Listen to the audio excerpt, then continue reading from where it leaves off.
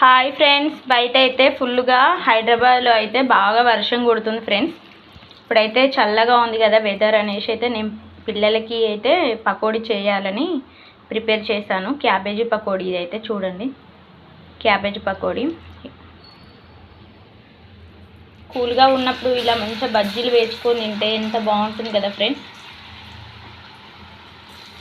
చల్లగా వర్షం పడుతుంది, వేడి వేడి క్యాబేజీ పకోడీ చూడండి ఫ్రెండ్స్.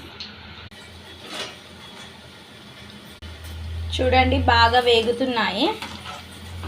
ఇట్లా కొంచెం వెదరు కూల్గా ఉన్నప్పుడు ఇట్లా వేడివేడిగా చేసుకొని తింటే బాగుంటుంది ఫ్రెండ్స్. బయటికి వెళ్ళి కూడా తినొచ్చు, కానీ బయటికి వెళ్ళి తింటే అందరం తినగలుగుతాం కానీ అందరి కడుపు అయితే నిండదు. ఇట్లా మనం ఇంట్లో చేసుకుంటే కడుపు నిండా తినొచ్చు.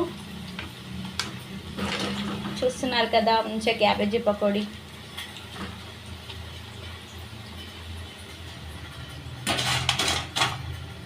Like and subscribe my channel. మా ఇంటి పకోడీకి మీ వంతు లైక్ అండ్ సబ్స్క్రైబ్ చేసుకోండి.